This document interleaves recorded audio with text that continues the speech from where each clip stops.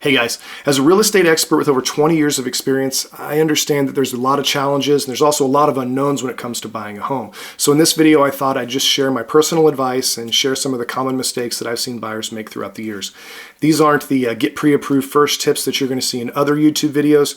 We're going to push the boundaries a bit, and I hope I can get real with you and share what my real thoughts are and what I would actually tell you if you were a client working with me. Make sure you stay to the end of this video because I'm going to give you a list of the top 100 things that can go wrong in a real estate transaction, and make sure you check the parts that say buyer because you don't want to be the one to make those mistakes.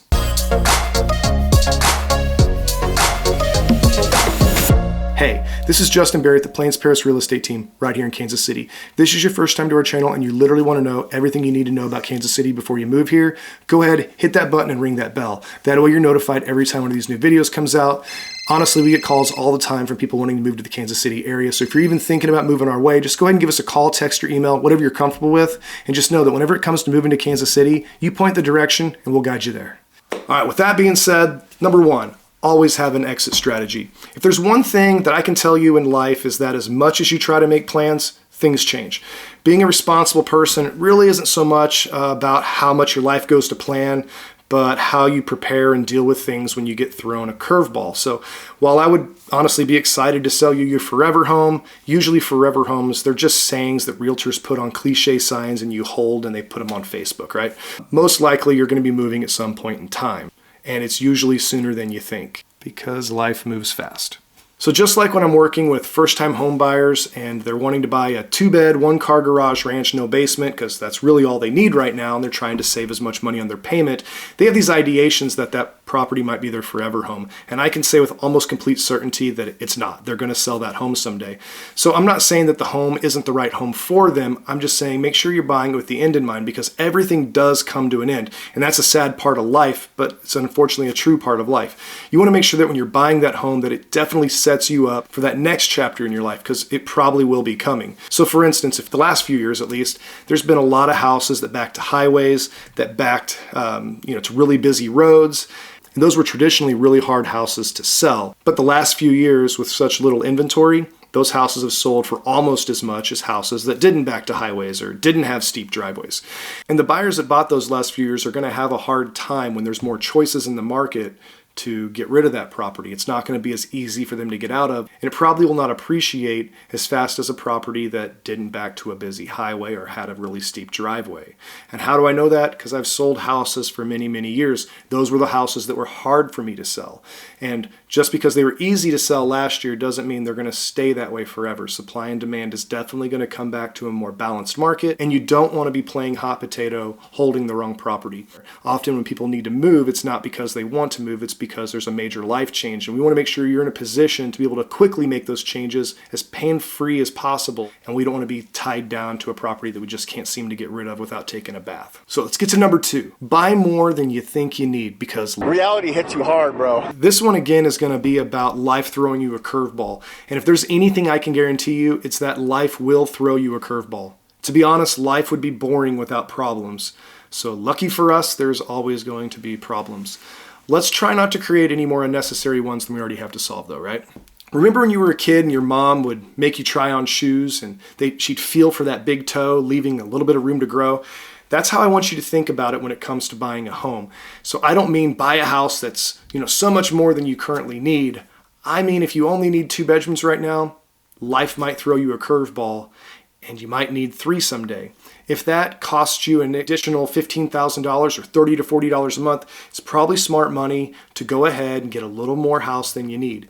If the day comes and you have to move sooner than you would have if you bought a house that you could have grown into, the only person that wins is going to be the agent that helps you move again. I'd love to be that agent, but honestly, I'd rather just see my clients do well for themselves. Number 3. Emotions get the best of us sometimes. When you're buying a home, it's important to stay level-headed and reasonable. Don't get too emotional. After all, this is a huge purchase. Make sure you're thinking clearly and that you're not letting your heart rule your head.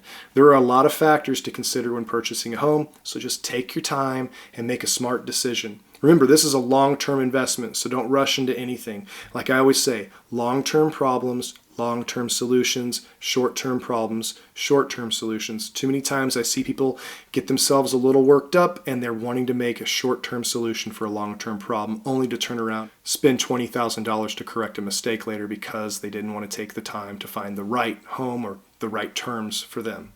And you got to know that there will be another house around the corner. Part of working with an agent like myself is we have years and years of experience of doing this, and we see this every day. And one thing I can always promise you is there will be another house. Justin, advice number 4, don't overextend yourself. Now you're thinking, what the hell, Justin? You just told me to spend more. Well, yeah, I did, but I mean, give yourself some room to grow. The cost of a little bit more house really isn't that much. I am a conservative financially at heart, so I wouldn't tell you to go big if you, number one, can't afford a hard couple-year run, because I've seen it happen. I've worked in real estate and I've been through the '08 crash. I saw people making money and lose it all. The big house, the BMW, the trophy wife. A smart man once told me if you can live with the worst outcome, you should do it.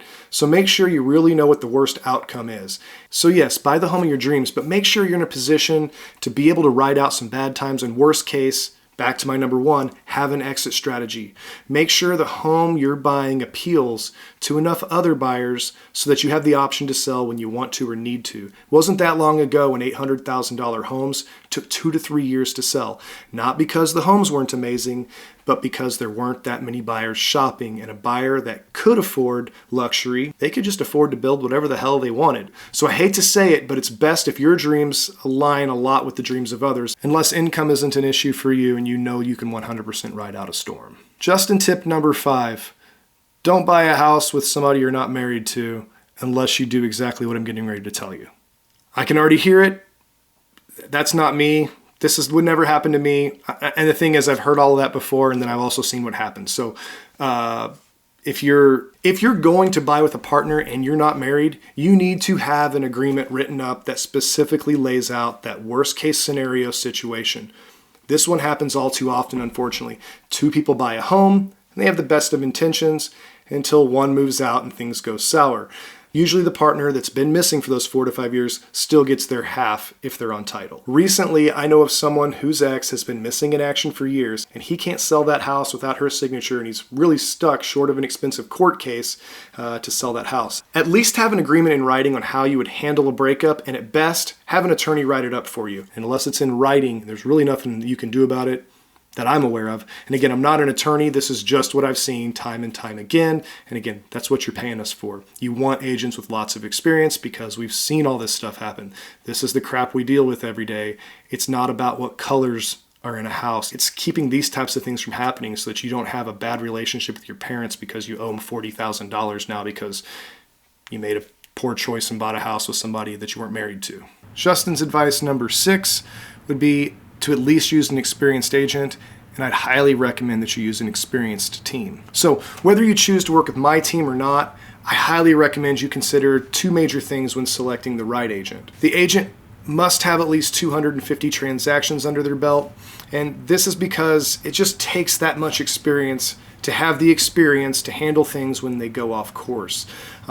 Every real estate transaction is different.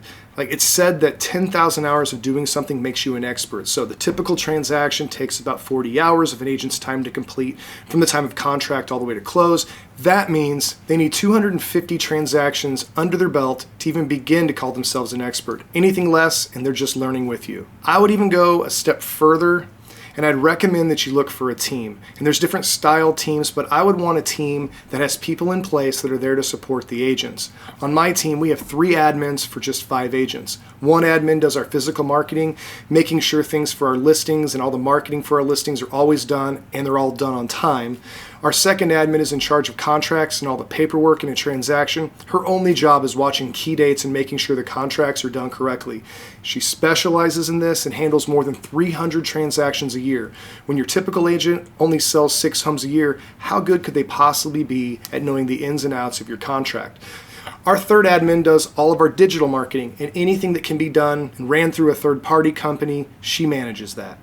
Now, for us, we have these people in place because it is the best way we've found to ensure that we do our job consistently and at a high level of quality. So, to me, the only other choice is to do less business, but I don't believe doing the job less actually translates to being a better agent.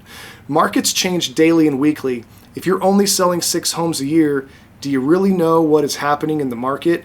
I wouldn't want someone learning with me, with my family, or with my money, especially when most agents, especially buyer representation, have very similar costs to you. Anyways, that's a few of my thoughts this week. Hopefully that saves you or someone you care about a little bit of heartache. If you are thinking about moving to Kansas City or the northwestern Missouri region, please reach out, call, text, or email, whatever's convenient for you. We're here to make that transition to Kansas City as smooth as possible. And just know that when it comes to moving to Kansas City, all you have to do is point the destination. We'll guide you there.